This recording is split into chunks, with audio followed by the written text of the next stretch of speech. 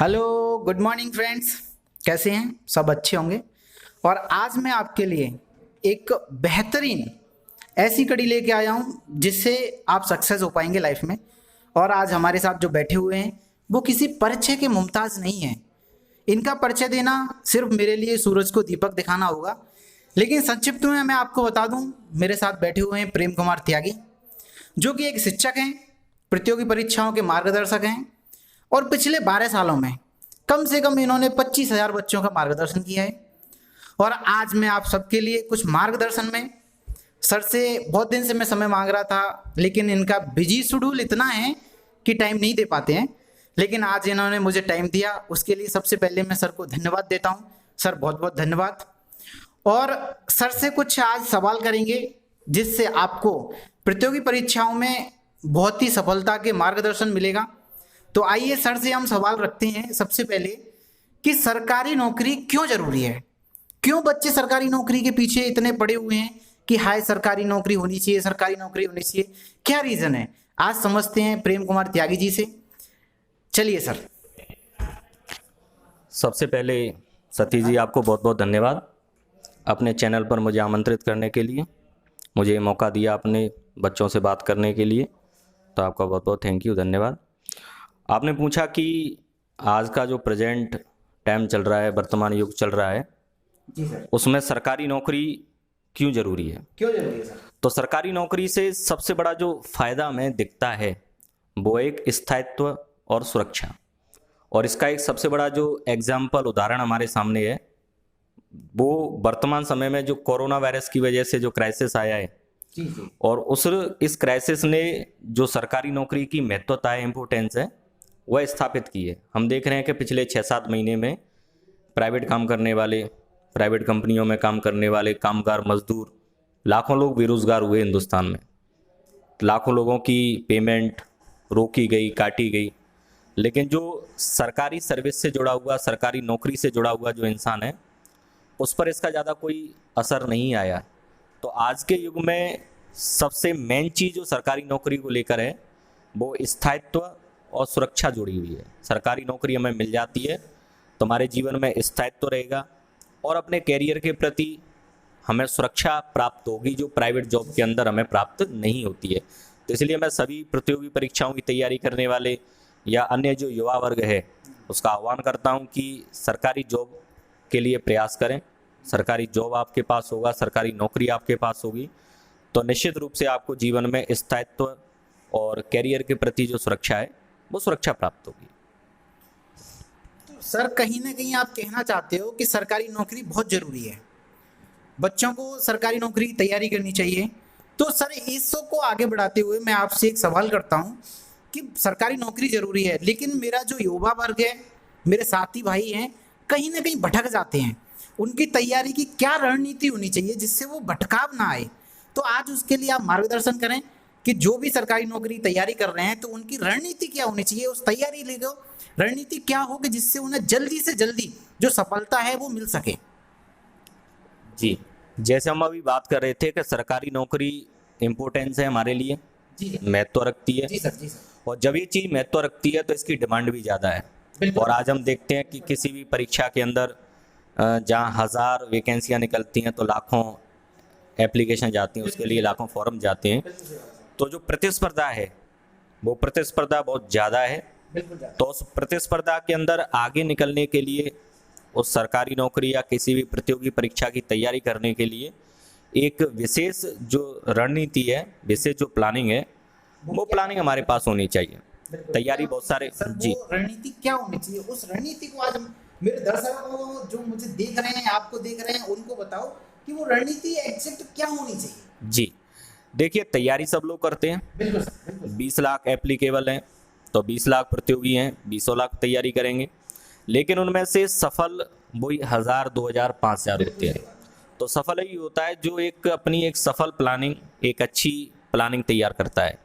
तो किसी भी हम प्रतियोगी परीक्षा की तैयारी कर रहे हैं जी सर, तो सबसे पहली प्लानिंग का पॉइंट तो ये आता है कि उस प्रतियोगी परीक्षा की रिक्वायरमेंट क्या है, उस प्रतियोगी परीक्षा का सिलेबस क्या है, वो रिक्वायरमेंट क्या है, क्या हम उस रिक्वायरमेंट के साथ अपना तालमेल बिठा पा रहे हैं कि नहीं बिठा पा रहे हैं। जी सर, जैसे जैसे कि एक स्टूडेंट है और उसकी मैथ बहुत कमज़ोर है, मैथ में वह नहीं जानता है, अंग्रेजी बहुत कमज़ोर है और वह तैयारी करने चला जाता है एसएससी सीजीएल के लिए, जब मैथ और इंग्लिश बहुत ज़्यादा कंपलसरी है, तो वो लाइन उसके लिए सही नहीं है। तो पहले उस प्रतियोगी परीक्षा की जो रिक्वायरमेंट है कि इसके सिलेबस की रिक्वायरमेंट क्या है, वह रिक्वायरमेंट हमें समझनी है और उस रिक्वायरमेंट के हिसाब से हमें आगे बढ़ना है। और उसके बाद हमें ये देखना है कि इसकी जो रिक्वायरमेंट है उस रिक्वायरमेंट के साथ हमारा तालमेल है। और उसके बाद दूसरा बिंदु हमारे लिए महत्वपूर्ण आता है कि हम मान लो हम उसके तालमेल बिठा पा रहे हैं, उसकी रिक्वायरमेंट के हिसाब से तालमेल बिठा पा रहे हैं, तो अब तैयारी को आगे कैसे बढ़ाएं? तो तैयारी को आगे बढ़ाने का तरीका है कि सबसे पहले हम अपनी एक स्टडी प्लानिंग हम तैयार करें। और वह स्टडी प्लानिंग ये कहती है कि आप 20 घंटे या 18 घंटे पढ़ना आपके लिए अनिवार्य नहीं है। यह एक मिथक है कि 20 घंटे 18 घंटे 17 घंटे पढ़ने वाले विद्यार्थी सफल होते हैं, लेकिन मेरा मानना है, मेरा अनुभव है, जितना मैंने कंपटीशन दिए या प्रतियोगी परीक्षा के परीक्षार्थियों को देखा, तो एक अनुभव क्लियर कहता है कि 18-20 घंटे पढ़ना आवश्यक नहीं है, 4 से 5 घंटे पढ़ना सफिशिएंट है। मतलब आप कहते हैं कि सिर्फ 4 से 5 घंटे में बच्चा सरकारी नौकरी पालेगा? बिल्कुल पालेगा। अरे सर, वो तो आज हमारे बच्चों को बिल्कुल बताओ कि कैसे 4 से 5 घंटे कैसे पालेगा।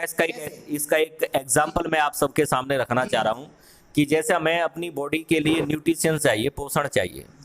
हमारे पास 2 बच्चे हैं, उन दोनों बच्चों को हम पोषक तत्व दे रहे हैं। एक बच्चे को हम रोजाना 10 रोटी सुबह आलू के साग से, सूखे से, और 10 रोटी शाम को देते हैं आलू के साग से। ठीक है सर। दूसरे बच्चे को हम मात्र 3 रोटी सुबह 3 रोटी शाम दे रहे हैं, लेकिन उसके साथ में उसे टाइम पर दूध भी दे रहे हैं, ड्राई फ्रूट्स भी दे रहे हैं, उसे फ्रूट्स भी दे रहे हैं, जूस भी दे रहे हैं। जब दोनों की हम क्वांटिटी को नापेंगे तो जो पहला बच्चा था वह 5 किलो वजन सेवन कर रहा है, लेकिन दूसरा बच्चा है वो मात्र 2 किलो वजन ले रहा है। लेकिन हम जब उन दोनों की बॉडी में फर्क देखेंगे तो फायदा कैसे मिलेगा? 2 किलो वाले को। यही स्टडी का तरीका है कि हमें ज्यादा नहीं पढ़ना है, कम पढ़ना है, लेकिन अच्छा पढ़ना है। एक प्रतियोगी परीक्षा की तैयारी करने वाला जो विद्यार्थी होता है उसके सामने सबसे बड़ी समस्या आती है कि वह क्या पढ़े। सर ये तो बच्चों के सामने, सबके सामने ही आती होगी, क्या पढ़े जी, क्योंकि हर बुक्स की राइटर इतने सारे हैं, हर चीज पे कंटेंट इतने अवेलेबल है। तो थोड़ा सा इसको भी सर आप इसमें मार्गदर्शन करें कि कैसे पहचानें कि सही चीज क्या है उनके लिए पढ़ने के लिए। जी, ये कि सही पढ़ें, अच्छा पढ़ें, भले ही कम पढ़ें। कई सारे विद्यार्थियों को हम देखते हैं कि वो एक ही सब्जेक्ट की 10-10, 12-12, 15-15 बुक्स पढ़ता रहता है। तो उन विद्यार्थियों को मेरी सलाह है कि इतनी सारी किताबें पढ़ने की जगह पर वो सेलेक्टिव 1 या 2 जो किताबें हैं उन्हें ही बार-बार पढ़ें। तो सर क्या कोई सी बुक ले सकते हैं वो जो उस विद्यार्थी को समझ में आनी चाहिए? अच्छा, विद्यार्थी को जो जितने भी राइटर हैं वो कंटेंट मतलब सबका ठीक है? इसका मतलब सारे राइटर का कंटेंट लगभग समान आता है, ठीक आता है। जैसे हम राजस्थान जीके की बात करें तो राजस्थान जीके की तमाम सैकड़ों किताबें अलग अलग राइटर्स की अलग अलग पब्लिकेशन की मार्केट में उपलब्ध हैं, और उनमें हम जब देखेंगे तो 2 या 3% का मार्जिन हर किताब में चलता है कि किसी में कम है, किसी में ज्यादा है, तो उससे ज्यादा फर्क नहीं पड़ता। तो हम एक बार ए किताब पढ़ ली, फिर बी किताब पढ़ ली, फिर सी किताब पढ़ ली, ऐसे करके हम 20 किताब पढ़ देते हैं। तो कोई जरूरत नहीं है, उसकी जरूरत नहीं है। एक सफल रणनीति ये कहती है कि आप 1 या 2 चुनिंदा किताबों को ही बार बार पढ़ें। आप अलग अलग आप किताबें पढ़ोगे तो अलग अलग किताबें पढ़ने से जो भ्रम की स्थिति है वो भ्रम की स्थिति पैदा होती है। आप तमाम IAS RAS के टॉपर्स के इंटरव्यू देखेंगे तो उनका यही सलाह हर प्रतियोगी के लिए रहती है कि ज़्यादा किताब पढ़ने की जगह पर आप कुछ किताबों को बार बार पढ़ें, सेलेक्टिव 1 या 2 किताबों को पढ़ें। तो प्रतियोगी परीक्षा की रणनीति की यही एक सबसे बड़ा सफल प्लान हमारे सामने है कि एक तो भले ही ज़्यादा ना पढ़ें, कम पढ़ें, लेकिन अच्छा पढ़ें, और एक निरंतरता। अच्छा, निरंतरता सर बहुत ज़्यादा जरूरी है। ऐसा नहीं है कि हम एक दिन 20 घंटे पढ़ लें फिर 10 दिन के लिए हम सो गए। तो हम अपना एक टाइम फिक्स करें कि हमें 4 घंटे पढ़ना है या 5 घंटे पढ़ना है, ठीक है, लेकिन वो आपका निरंतर कंटिन्यूअस चलना चाहिए।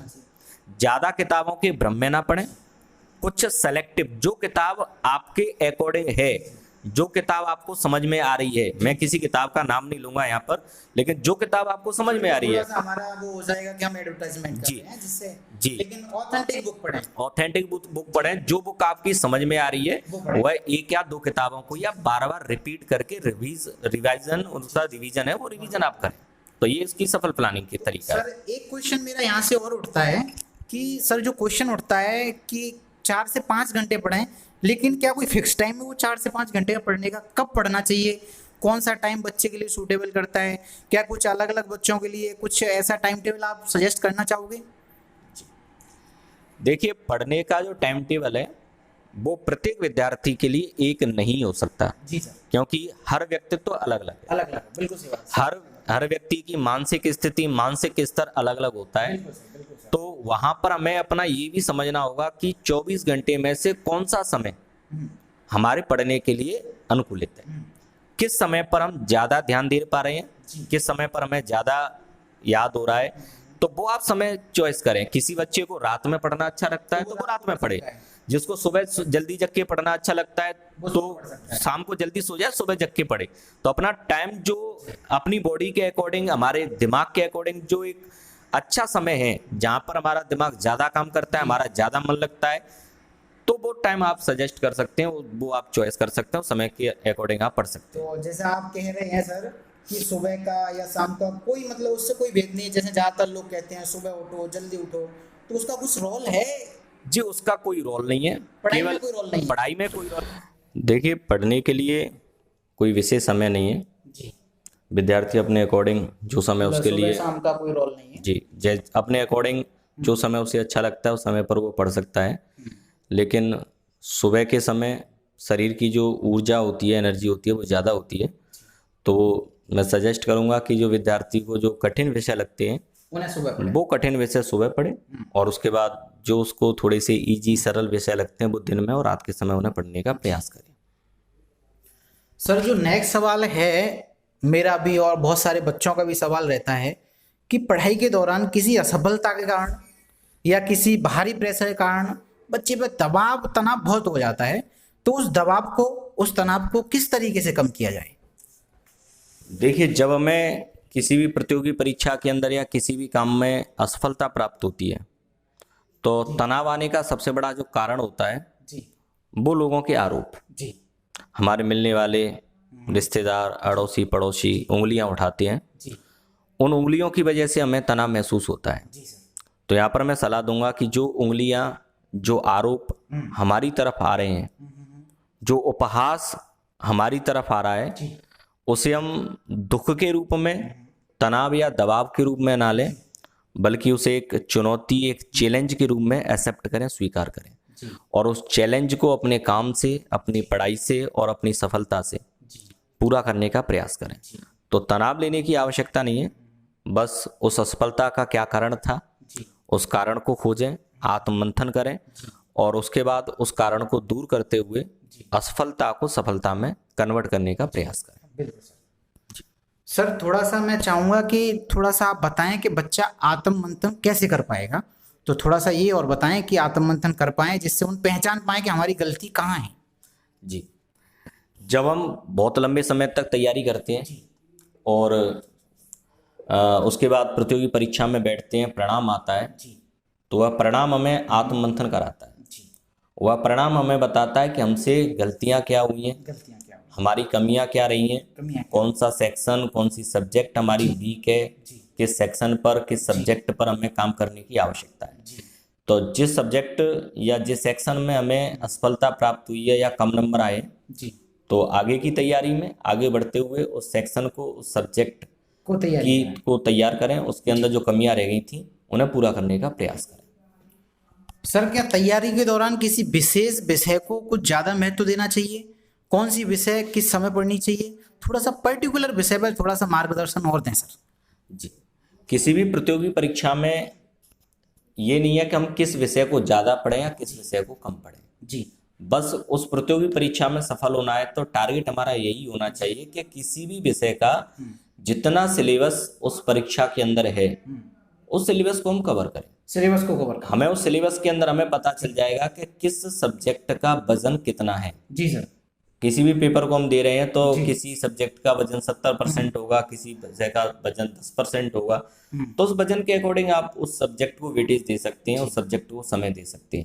और ज़्यादा समय देने की आवश्यकता उस समय को है जिसके अंदर हमारी कमियां हैं या जो विषय हमारी कमजोर है, तो जिस विषय में हमारी कमियां हैं, जो विषय हमारी कमजोर है, उसको आप ज़्यादा से ज़्यादा पढ़ने का प्रयास करें। जी सर, सबसे बड़ी समस्या आती है कि बच्चे गोल डिसाइड कर लेते हैं, पढ़ाई भी करते हैं कंटिन्यू, लेकिन एक तो वो छोड़ देते हैं। क्या सर प्रेरणा स्रोत का कोई रोल होता है? क्या सर आप इतनी मेहनत कर पाते हैं, आप सुबह से शाम इतनी सारी मार्गदर्शन बच्चों को फ्री ऑफ कॉस्ट इतने सारे मार्गदर्शन देते हैं, आपने मुझे टाइम दिया, ऐसे भी बहुत जगह आप टाइम देते हैं, तो इतनी मेहनत एनर्जी कहाँ से लेके आते हैं? क्या आपका भी कोई प्रेरणा स्रोत था?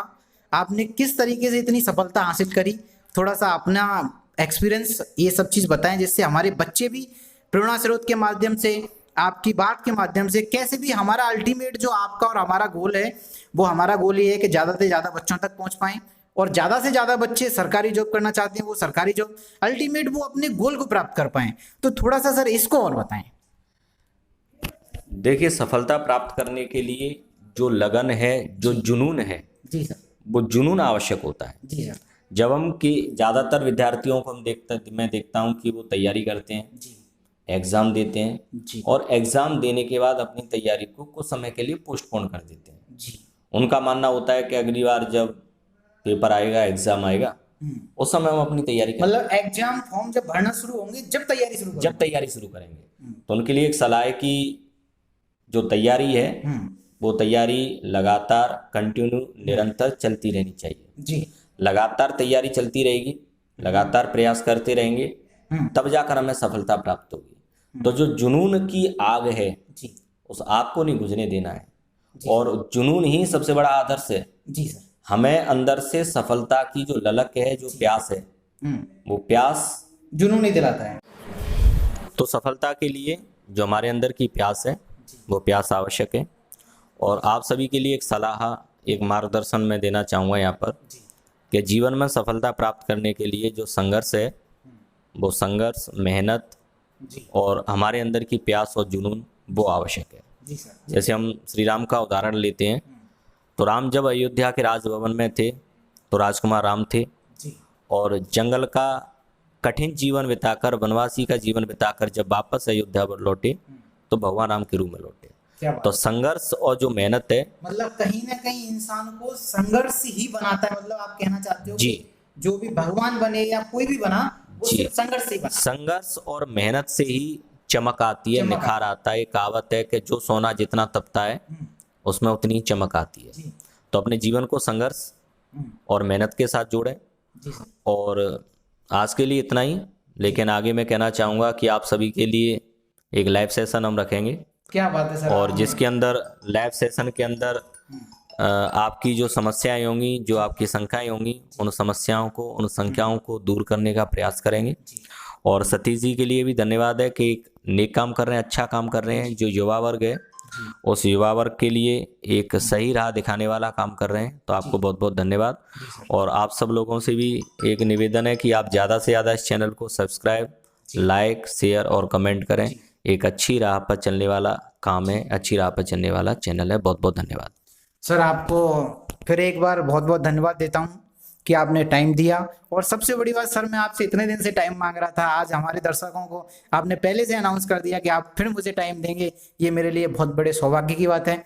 दोस्तों, इंटरव्यू को ज़्यादा से ज़्यादा तैयारी करने वाले बच्चों तक पहुँचाओ, जिससे सबको पता चल पाए कि कैसे तैयारी करते हैं, और आप किस पे चाहते हैं कि किसी एक पर्टिकुलर अगर टॉपिक पे चाहते हो कि मार्गदर्शन सर का चाहते हो, तो आप मुझे कमेंट करें। मैं सर से फिर अनुरोध करूंगा और फिर सर के लेके आऊँगा। आज के लिए बहुत बहुत धन्यवाद। Thank you for watching this video.